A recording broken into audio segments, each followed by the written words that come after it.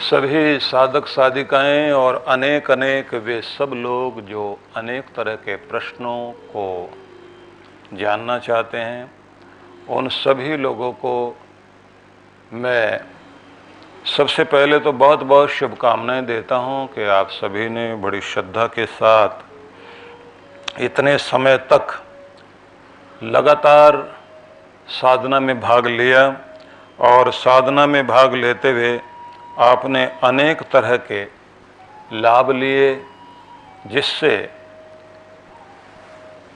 मैं आपकी सभी अनुभूतियों को सुनकर बहुत अधिक आनंदित हूँ।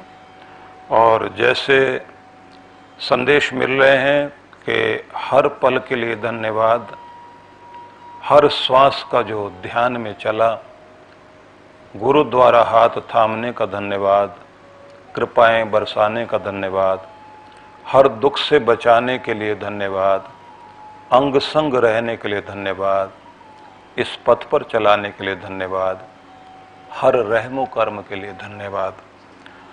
बहुत तरह के संदेश आपके आए हैं। मैं इसलिए किसी एक व्यक्ति का नाम यदि पढ़ता हूं तो वो इस समय ठीक नहीं रहेगा, लेकिन बहुत सारे नाम बोलने भी पड़ेंगे। भेष रहे चाहे कोई भी, मन ये जोगी हो जाए, तन रहे भले ही दुनिया का, मन तेरा हो जाए, खबर लगे न किसी को इसकी, भीतर ही सब घट जाए, रहे भ्रम में दुनिया वाले, अंतर का रंग बदल जाए, और क्या मांगू झोली में, सब कुछ तो दिया आपने, बस कसर है अब भक्ति में, वो भी भरपूर हो जाए। ये पहला संदेश पानीपत से था, दूसरा संदेश रांची से था, और इसी तरह के बहुत सारे संदेश सभी ने अपने अपने ढंग से कहे हैं। आज मन ऐसी प्रेमपूर्ण तरंगों की हिलोर से आनंदित है कि जैसे दत्तात्रेय को 24 गुरु मिलने पर मन भावुक हो गया था। मैं अपनी अनुभूति नहीं बता सकता, बस कोटि कोटि प्रणाम करता हूं। इंदौर से एक संदेश है कि सुखद आनंद के अनुभव के लिए बारंबार प्रणाम, हर पल ध्यान में विशेष प्रकार की सुगंध अनुभव होती रही, चेहरा भी खिला रहता है, ध्यान की कृपा बनी रहे, आशीष दें, सुगंध क्यों आती है ये भी कृपया बताएं। ये इंदौर से था। लखनऊ से वहाँ की अध्यक्षा ने कहा कि रीढ़ से रोशनी ऊपर तक उठी, अद्भुत अनुभूति हुई, अब बहुत अच्छा लगता है। यह नित्य प्रति ऐसा ही होता रहे तो बड़ी कृपा होगी। पारुल राजीव मंदसौर, आंसू आते हैं, रोकर मन हल्का होता है। रोना वैसे कभी नहीं आता, शांत भी होते हैं, लगता है अंदर बहुत कुछ भरा है, ऐसा भी लगता है जैसे कोई अंदर की पुकार है जो कह रही है कि तुम कहाँ खो गए थे, अब मार्ग मिला है, बढ़ते चलो। तो बताइए आगे और क्या करें। पारुल राजीव मंदसौर। एक और संदेश है उषा पार्वती, गुरुदेव ध्यान में बैठते ही मुझे बहुत रोना आता है, घर में सब होते हैं, मुझे अपनी दुर्बलता महसूस होती है। आज छत पर आपको सुनते हुए गई और बहुत रोई, रोकर चैन आता है, पर ध्यान में नहीं जा पा रही क्योंकि आंसू बहुत आते हैं। इस तरह की बहुत सारी अलग अलग अनुभूतियां, और ये लगभग 200 प्रश्न मेरे सामने इस समय हैं जो लोगों ने अलग अलग तरह से अपने अपनी अनुभूतियां और अपने प्रश्न भी सामने रखे। मैं सबसे पहले तो ये कहना चाहूँगा कि आप सबको जो भी कुछ आनंद आया है, जो मन में शांति मिली है, जो आप तरह तरह के अनुभव से गदगद हो रहे हैं, यह एक शुरुआत भर है। आप अगर श्रद्धापूर्वक निरंतर करते रहे तो ये बात निश्चित है कि आप जो अब तक नहीं हो पाया वो होगा। जो आप सोचते थे कि मेरे जीवन में ऐसा कुछ घट जाए, वो सब कुछ घटेगा, लेकिन समय आपको देना होगा। निश्चित समय पर आप बैठिए, निश्चित अवधि तक बैठिए, अपना भोजन खान पान उसे थोड़ा ठीक करें, चेष्टाएं अपनी बहुत चंचलता वाली नहीं, अपने आप को आनंदित रहें, खुश रहें, हंसे बोलें, झूमें नाचें गाएं, सब कुछ करें, सांसारिक व्यवहार भी निभाएं, लेकिन बात वही रहेगी, हसीबा खेलीबा धरीबा ध्यानम। गुरु गोरखनाथ जैसे कहते हैं कि हंसो खेलो, लेकिन ध्यान तुम्हारा परमात्मा में लगा रहे। और परमात्मा में ध्यान लगे रहने का भी मतलब है कि तुम्हारे अंदर का वो नशा, तुम्हारे भीतर का वह आनंद जो दिव्यता से परमात्मा से तुम्हें प्राप्त हो रहा है, उससे बाहर नहीं निकलो, वो बना रहना चाहिए। ध्यान में बैठे हुए जिस तरह की शांति, जिस तरह का प्रेम, जैसा आपने अंदर अपने आप को द्रवित होते हुए अनुभव किया, आप परमात्मा के प्रतिनिधि बनकर, उसके शांति दूत बनकर, अपने भीतर आई हुई उस संपदा को महसूस करते हुए बाहर भी वैसा ही व्यवहार करना शुरू करें। कैसे? ध्यान में आपने शांति और प्रेम, आनंद, करुणा, प्रसन्नता, निर्भीकता, निश्चिंतता, दयालुता, ये सब कुछ पाने के बाद आप उस संपदा से युक्त हो गए। अब नशा सा आंखों में है। अब आपकी चेष्टा क्या होगी? आप ध्यान स्थल से बाहर जा रहे हैं। अब आप अगर अपने जूते भी पहन रहे हैं तो कोई बेचैनी और हड़बड़ाहट नहीं होनी चाहिए। इतने प्रेम से उन्हें पहने, और जब आप चल रहे हो तो जैसे अब तक चल रहे थे वैसे नहीं, एक मस्ती वाली चाल हो। कोई डंडा लेकर पीछे मारने आ रहा है ऐसा नहीं, अपनी शांति में, अपने आनंद में, अपने प्रेम में चलते जाइए। आप अगर अपनी गाड़ी में भी बैठने लगे हैं तो आपके द्वार खोलने से ही पता लगना चाहिए। गाड़ी में भी अगर प्राण हो तो उसे महसूस हो जाए कि पहले स्पर्श में और आज के स्पर्श में कितना अंतर है। द्वार कैसे खोलता है, ये कैसे प्यार से जाकर बैठा, स्टार्ट किया, गाड़ी लेकर जा रहा है।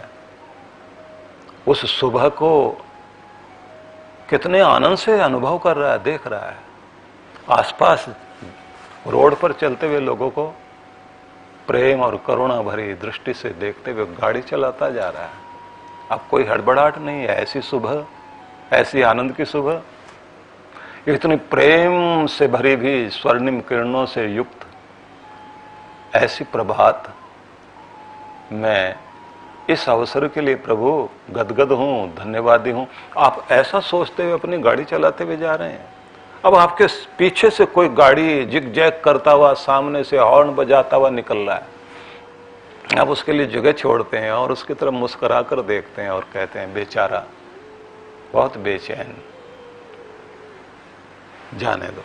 और आप जैसे पानी पर हल्की सी लकीर खींची हो और वो लहरों के साथ मिट गई हो, तो उसकी स्मृति उसी के साथ मिट जाए।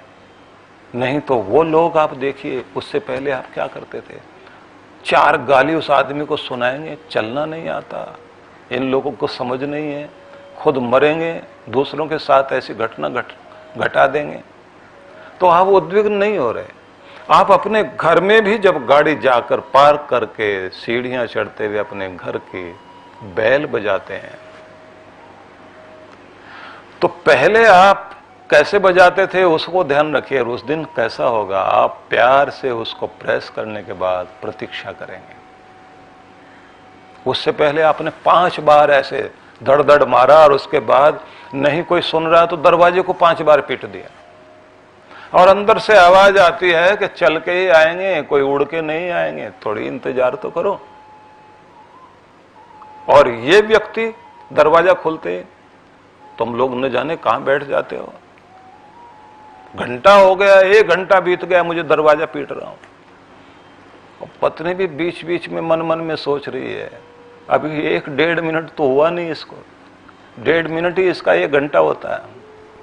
कैसे इसकी मां ने इसको पाला है, और ये कहता है कैसे लोगों से पाला पड़ गया। अब तक ये था, आज क्या है? घंटी बजाई, प्रेम से प्रतीक्षा करते हुए अपने घर की तरफ देखता है, ये मेरा प्रेम मंदिर, मेरे रिश्तों का महल।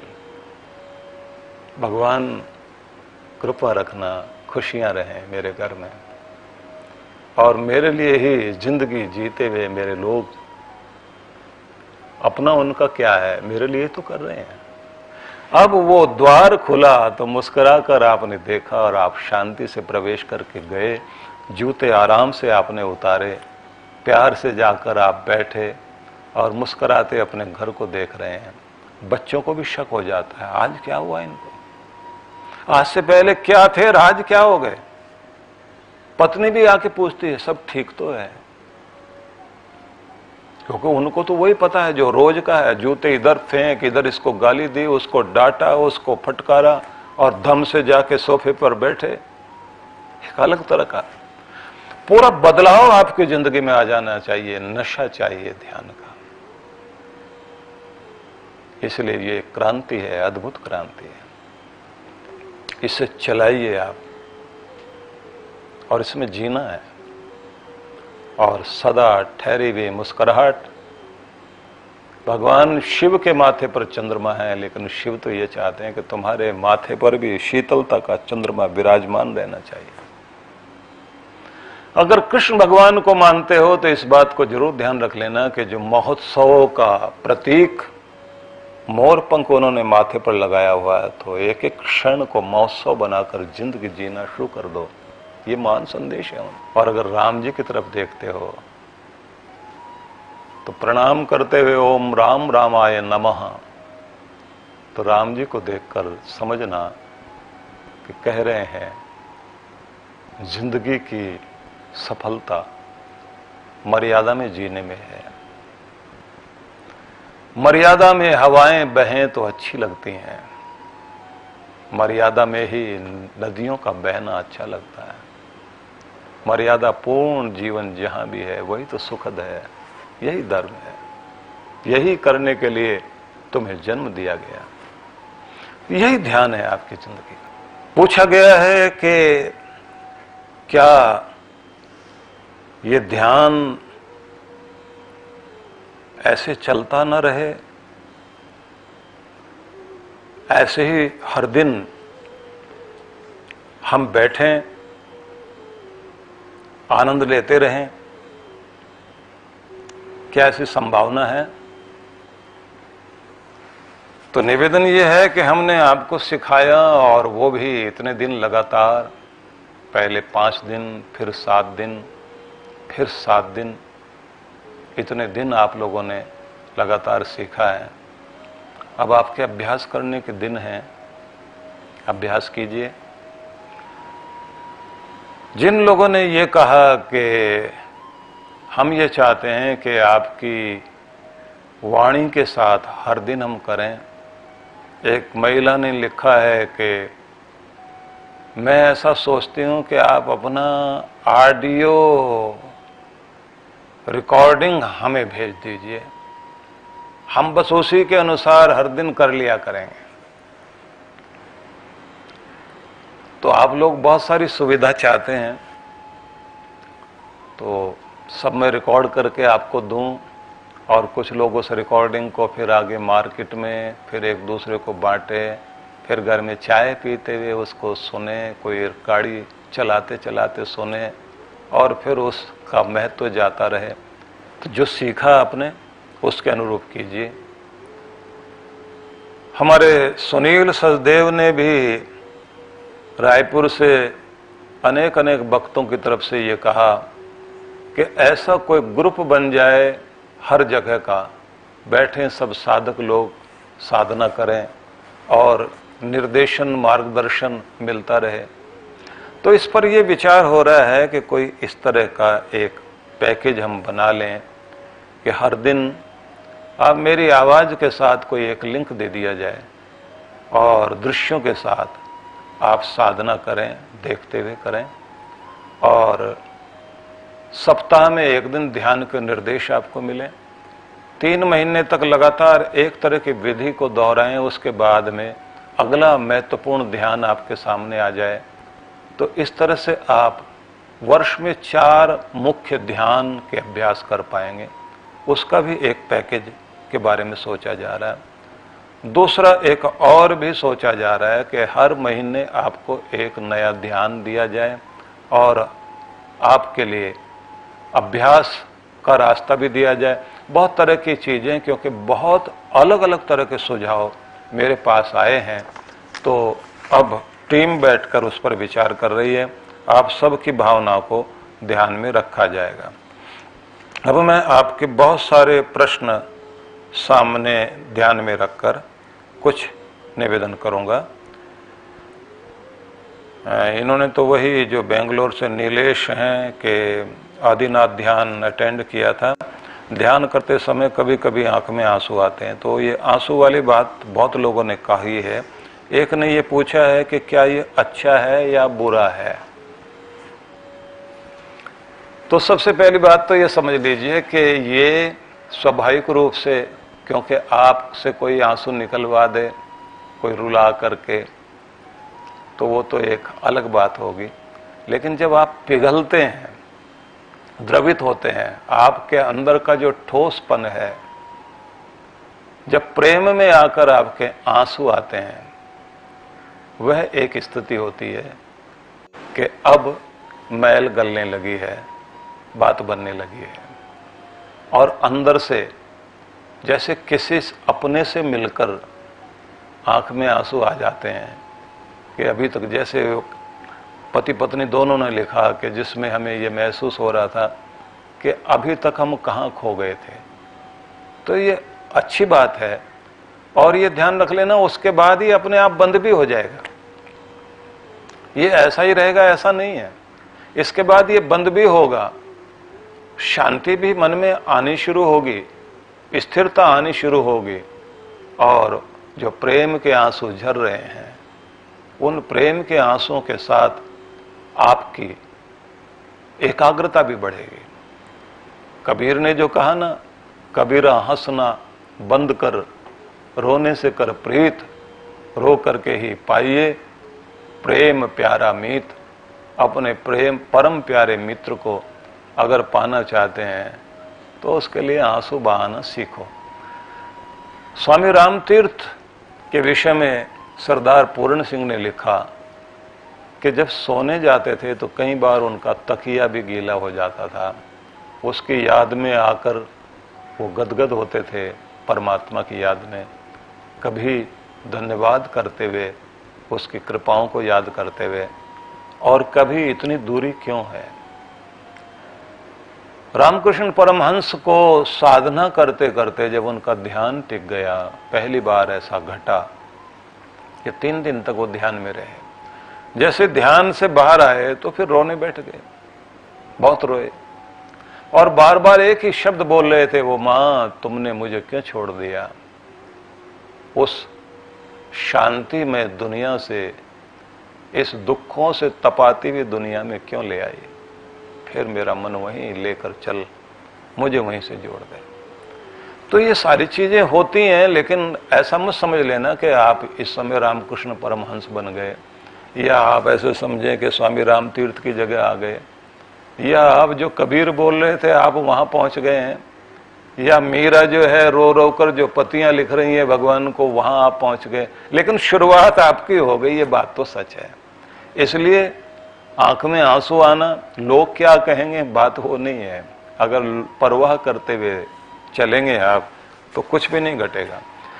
गुरजेफ के ध्यान में एक प्रयोग ये भी था। जॉर्ज गुरजेफ ने कहा कि बेपरवाह होकर कुछ दिन बिताओ। तो उसमें उन्होंने इसको बड़ा बल दिया कि हर समय आप परवाह करते हुए जीते हो, इसकी परवाह उसकी परवाह, ये क्या कहेगा, वो क्या बोलेगा, ये क्या टोकेगा, 4 लोग क्या कहेंगे। परवाह करने वाला आदमी कभी भी जीवन में आनंद नहीं ले सकता। अब बेपरवाह हो जाओ, हाँ, लापरवाह नहीं होना। ये एक ध्यान ये भी चलता है जो आपको आने वाले समय में सिखाया जाएगा। एक ध्यान वो भी होता है जब आप अपने अंदर के विकार निकालते हैं और जब आप चीखते चिल्लाते हैं, वो भी बड़ा विचित्र होता है। वो ज्यादातर मैं नहीं कराता, 2-4 बार ही मैंने कराया, क्योंकि मैं खुद डर गया था जब लोग चीख चीख करके इतने जोर जोर से बोल रहे थे। उनके अंदर जो गुस्सा भरा हुआ था वो बाहर निकल रहा था। वो मुट्ठियां कस रहे थे, दीवार में हाथ मार रहे थे, क्यों किया तुमने ऐसा, मैंने क्या बिगाड़ दिया था तुम्हारा। और किसी के अंदर से गालियां निकल रही थी। और वहां जो बाहर लोग थे वो आए, बोले ध्यान हो रहा है या यहां लड़ाइयां हो रही हैं। लेकिन जिनके अंदर से वो निकल रहा था वो लोग उसके बाद नीचे गिरे, लेटे रहे, रोते रहे, शांति मिली। और उसके बाद क्षमा याचना करके भगवान से जब उठे, उन्होंने कहा कि आज जो हल्कापन आया। लेकिन ये तो बिल्कुल ऐसे ही होगा कि जैसे किसी ने पूछा कि गाली की क्या परिभाषा है, बोले ये ऐसा तापमान है जो आपका निकलकर आपको तो शांत करता है, लेकिन दूसरों को इतना उद्विग्न कर देता है कि वो लोग जो है कई कई दिनों तक उसी तापमान में रहते हैं। यही परिभाषा गाली की है। तो सुनने के बाद शिक्षक ने कहा कि प्रभु अपने चरण दो, प्रणाम कर लूं कि आपने क्या परिभाषा दी है।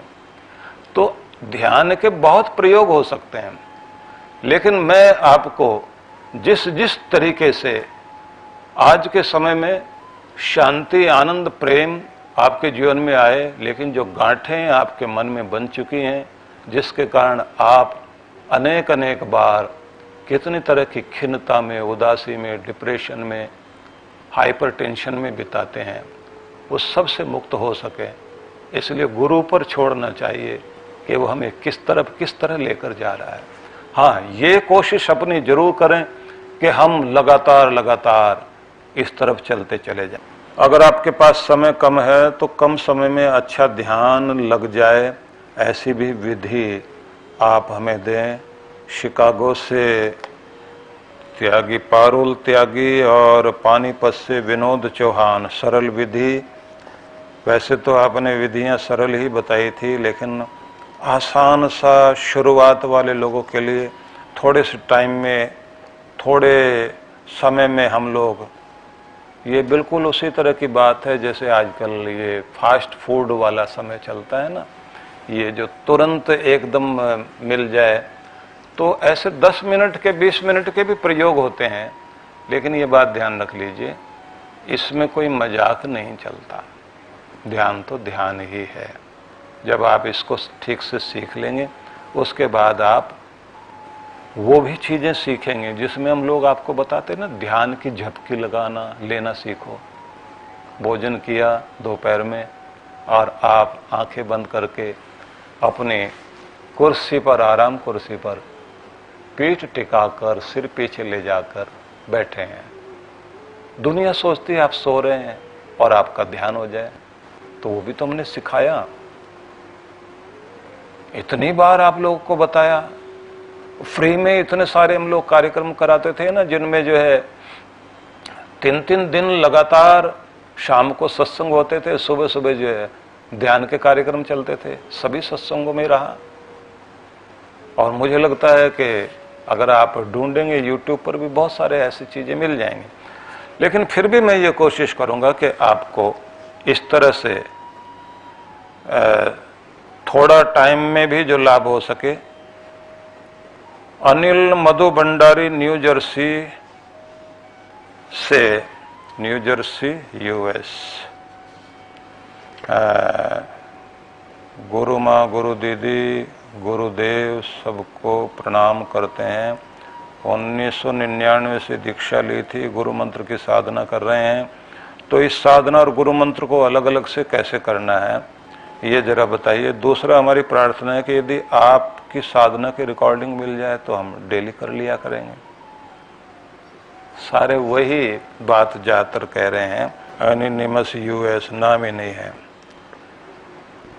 इस जीवन में शिवलोक की यात्रा का मार्गदर्शन कराने के लिए धन्यवाद। आप कहते हैं नकारात्मक लोगों से दूर रहना चाहिए, पर जब वो लोग हमारे घर में ही बैठे हों तब हम क्या करें।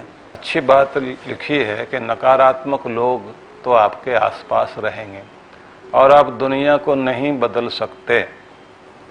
बस आप अपने अंदर परिवर्तन लाना शुरू कीजिए, बात बनेगी। और अपने मन में शांति और प्रेम को स्थिर करना शुरू कीजिए। और अपने घर में जैसे हमने सिखाया था कि आप खुद को हील कैसे करें, और अपने घर में आप जो शुभ ऊर्जा है उस एनर्जी को आप अपने घर में डालें और अपने घर का वातावरण बदलने के लिए आप प्रेरित करें। अपने अंदर से ही ईश्वर से कृपा मांगें। और सबसे बड़ी चीज़ है कि अपना खुद का ऑरा इतना स्ट्रॉन्ग करें कि आपको कोई भी नेगेटिव एनर्जी और नकारात्मक लोगों का प्रभाव आपके ऊपर ना आए। ये बात जरूर ध्यान रख लीजिए कि अगर आप ये सोचेंगे मैंने मंत्र पढ़े और दूसरा बदले, तो ऐसा नहीं होता। भगवान श्री कृष्ण कंस के सामने थे या शिशुपाल के सामने या जरासंध के सामने या दुर्योधन के सामने, तो उनके ऊपर कोई फर्क नहीं पड़ा था, ना वो बदले थे। बहुत सारे लोग हैं जो अपने माथे पर ये लिखवा के घूमते हैं, हम नहीं सुधरेंगे, हम नहीं बदलेंगे, वो वैसे ही रहेंगे। इसलिए अपनी शांति में रहिए, अपने आनंद में रहिए और अपना ध्यान करते रहिए। और ये देखने की कोशिश मत कीजिए कि ये नकारात्मक व्यक्ति है, बस आप खुद सकारात्मक बने रहें। इस बात को भी याद रखें कि आप बहुत सारे अंधेरे के बीच केवल दिया जलाने की कोशिश कीजिए। अंधेरे से लाठी लेकर लड़ने से कोई अंधेरा दूर नहीं हुआ करता, दीप जलाने से ही बात बनती है। अपने हिस्से की जो दीप जलाने की परंपरा है उसे शुरू कर दीजिए। आपकी तरफ से तो दिवाली शुरू हो गई, दूसरों की तरफ से भी संभावना होगी, वातावरण बदलेगा। गुरुजी, ध्यान करते समय एक ज्योति हृदय में प्रवेश करती है, उसका प्रकाश पूरे शरीर में फैल जाता है, इसका क्या अर्थ है? प्रीति गुप्ता, कोलकाता। जो आपके हृदय में प्रकाश अनुभव होता है और पूरे शरीर में फैलता हुआ अनुभव होता है, तो ये ध्यान में जब घटना घटने लग जाती है तो और आनंदित होते हुए उसमें स्थिर होने की चेष्टा कीजिए। आप स्वयं देखेंगे कि अंदर की निराशा, दबाव, तनाव खत्म होना शुरू होगा। आप पहले से भी कहीं ज़्यादा बेहतर स्वयं को अनुभव करेंगे। शांति रामपाल, यूके। ध्यान करते वक्त मन विचलित क्यों होता है? सारा दिन अपने आप को शांत कैसे रखें, ये कृपया बताइए। शुरुआत में ऐसा घटेगा क्योंकि आप जो बेचैन रहते हैं वो बेचैनी नींद के समय में और आंखें बंद करते ध्यान के समय में आती है। लेकिन ध्यान का प्रयोग जो आप लोगों को बताया है उसको आप करिए, और एक मौन ध्यान को भी आप प्रयोग कर सकते हैं जिसमें आपको शांत होकर बैठना है। केवल आप आंखें बंद कर लें तो ऐसा मौन नहीं, वाणी भी मौन, आंखें भी बंद हों, और ध्वनि जो भी आपके आसपास आ रही है तो उस सब में आप शांत हों। सबसे बड़ी बात है भीतर के जो विचार चल रहे हैं उनको भी धीरे धीरे शांत होने दें। विचारों का मौन जैसे हो जाता है उसके बाद में आपके अंदर शांति आने लगती है, और आपका तो नाम ही शांति है। तो आपको ये प्रयोग मौन का भी करना चाहिए और ध्यान के लिए भी अभ्यास लगातार करना चाहिए। योगेश कुमार जुनेजा, जनकपुरी। आदिनाथ ध्यान प्रथम और चांद्रायण तप में भाग लिया, लेकिन कार्यालय में व्यस्त होने के कारण ध्यान और तप की कोई विधि या तो नहीं की, सुना जरूर है। अब आगे बताइए और क्या करना चाहिए। अब इसमें मैं क्या बताऊं, जब आप जो है अपने पास खरीद के तो साफ खाने पीने की बढ़िया विटामिन्स, प्रोटीन्स वाली चीज़ें ले आए हैं, लेकिन प्रयोग नहीं कर रहे हैं। प्रयोग करने के लिए समय निकालना चाहिए। और अगर आप कहें इतना तो कर लिया, आगे बताइए क्या करूं, आगे तो यही है, खाओ पीजिए और अपना शुरुआत कीजिए। माला गुप्ता, भोगल, जंगपुरा। घर के सदस्यों के साथ रहते मेरी चांद्रायण साधना कैसे निरंतर जारी रहे, इसके बारे में थोड़ा सा अवश्य बताएं। देखिए, घर में भी आपको रहना, काम धंधा नहीं छोड़ना। सुबह का जो आपका ब्रह्म वेला का समय है उसका लाभ आप लीजिए, और दिन में आपका चिंतन मनन और आपका जो विचार भाव है वो ध्यान वाला अगर रहता है तो इससे आपको बहुत लाभ मिलेगा। आप लोगों को ये भी बताया है कि भोजन को, जब आप भोजन ग्रहण करते हैं तो उस भोजन को अमृत कैसे बनाया जाता है। आप लोगों को ये भी बताया गया है कि अपने जल को कैसे आप अमृत बनाएंगे। आप लोगों को अपनी नींद और अपने जागरण को भी बेहतर बनाना है। जो जो चीज़ें आपको बताई गई हैं उन सबको अपनी डायरी में नोट करके भी रखें और उन निर्देशों का पालन करें। निश्चित ही आपको चांद्रायण जैसी स्थिति से आप चलते चले जाएंगे। जो आप लोगों को ये बताया गया था कि किस तरह से अपने अंदर की नेगेटिविटी को बाहर करना है और कैसे उन लोगों को जिनकी यादें आपके हृदय में पीड़ा दे रही हैं उन्हें कैसे बाहर निकाला जाए और कैसे अपने आप को स्वच्छ करते हुए एक एक क्षण जीवन का आनंद पूर्वक व्यतीत किया जाए, ये सब साधना के अंदर हम लोगों ने आपको बताया है। उन सब का प्रयोग आप कीजिए, लाभ होगा। सुरेश लखोटिया, पुणे। 2011-12 में अपना व्यापार शुरू किया था। मेरे परिवार ने अच्छा सहयोग किया, लेकिन मैं उतनी उन्नति नहीं कर पाया जितना कि मेरे साथ जिन लोगों ने अपना काम शुरू किया वे फर्श से अर्श तक पहुंच गए। इसका क्या मतलब है?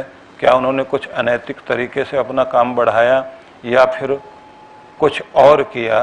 कृपया मार्गदर्शन करें।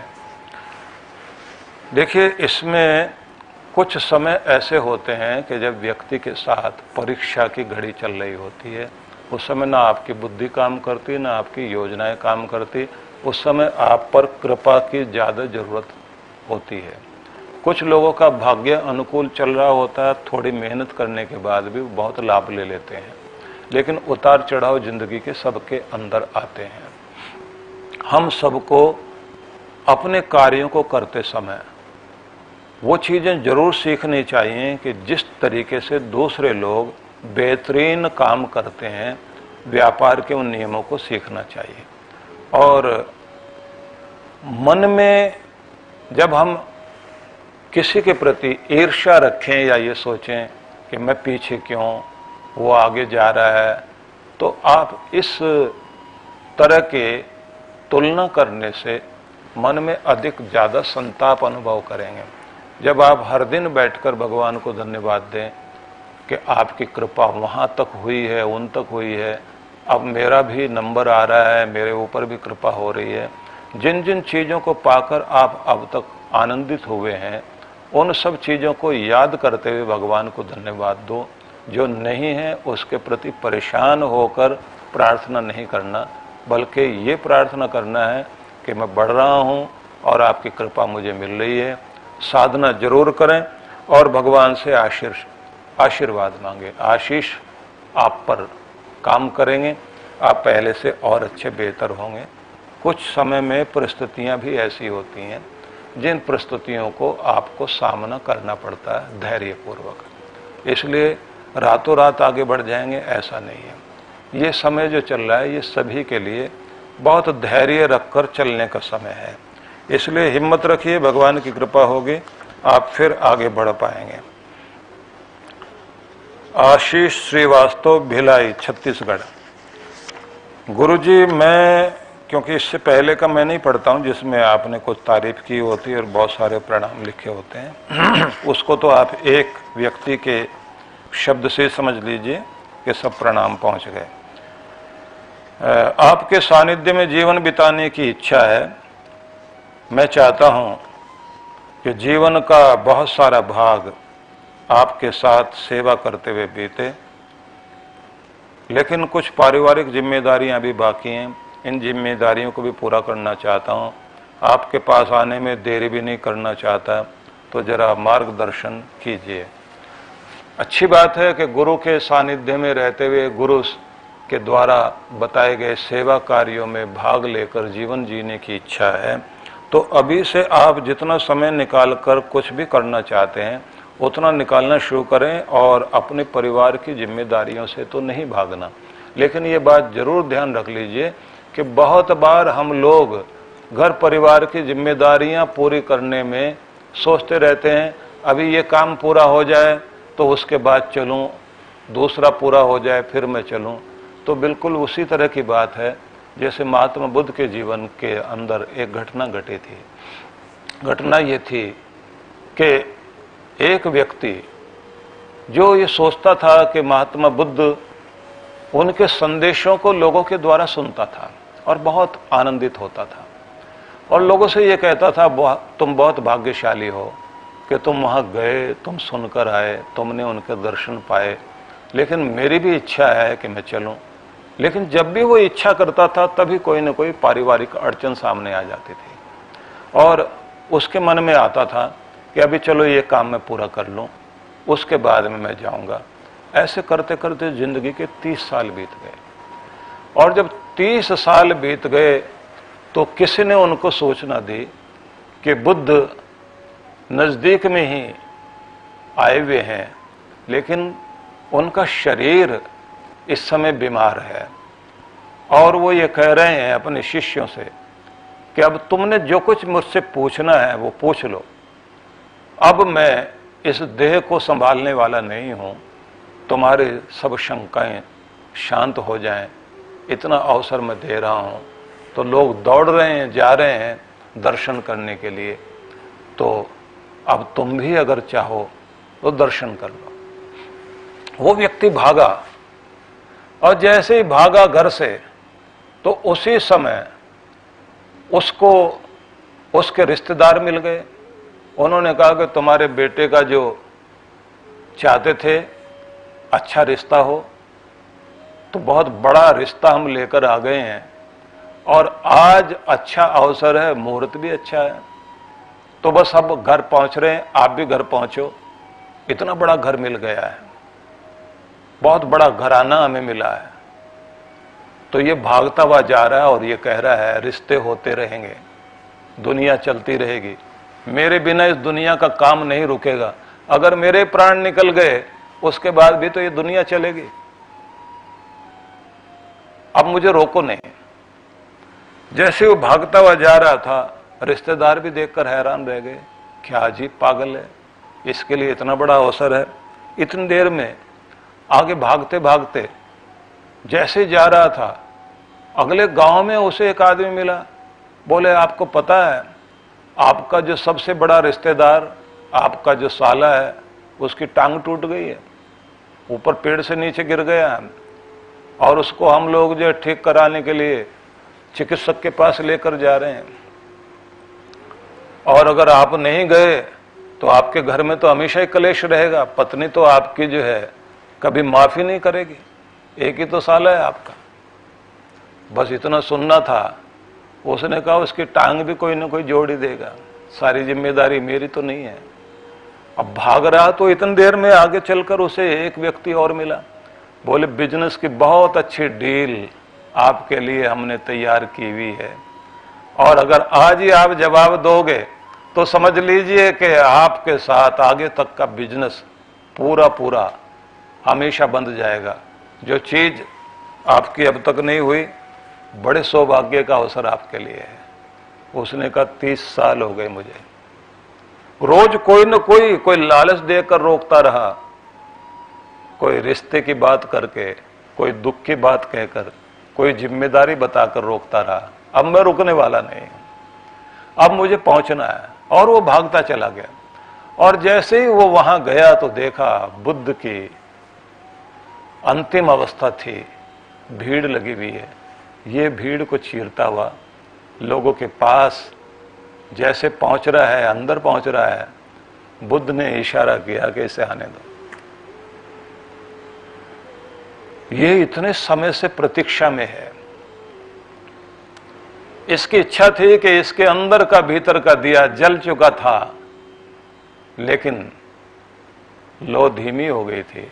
अभी अपने दिए को पूरी तरह से जगमगाना चाहता है और उसे इशारा करके नजदीक बुला लिया। जैसे वो सामने आकर खड़ा हुआ तो उसकी आंख में आंसू झर रहे हैं बार बार। सौभाग्यशाली हूं, आपको देख रहा हूं। बुद्ध ने कहा, बहुत देर कर दी, अब तो मैं तुम्हारे प्रश्नों का उत्तर देने की भी स्थिति में नहीं हूं, क्योंकि देह छूट रही है। तो उसने कहा, बस आप मेरी तरफ एक प्रेम भरी दृष्टि से देख लीजिए। बुद्ध ने देखा और बुद्ध के प्राण छूट गए और वो व्यक्ति वहीं बैठ गया, दोनों हाथ अपने हृदय पर रखकर। उस समय लोगों ने पूछा कि क्या हुआ तुम्हें? उसने कहा, वो ज्योति आसमान में उड़ी होगी लेकिन मेरे हृदय में उतर आई। और चला गया वहां से उठकर। अब लोग उससे पूछते हैं कि तुम शिक्षा तो ले नहीं पाए हो। बोले, दर्शन कर लिए, शिक्षा तो उनकी लोग मुझे बता ही देंगे, लेकिन मेरे हृदय के अंदर वो भक्ति जाग गई जिसकी कीमत इस दुनिया के किसी भी पदार्थ से नहीं लगाई जा सकती कि उसके बराबर ये कीमती चीज मिली होगी। मैं ये निवेदन करना चाहता हूं, जीवन का सबसे बड़ा लक्ष्य तो परमात्मा को पाना ही है। गुरु की शरण में आने का भी मतलब वही होता है कि आप उस मार्ग पर चल पड़े। अपने संचित कर्मों को जलाने के लिए आपको सेवा करने का अवसर मिलता है, ये सबसे बड़ी बात है। तो आप निश्चित ही घर में रहते हुए अपने कार्य को कर सकते हैं।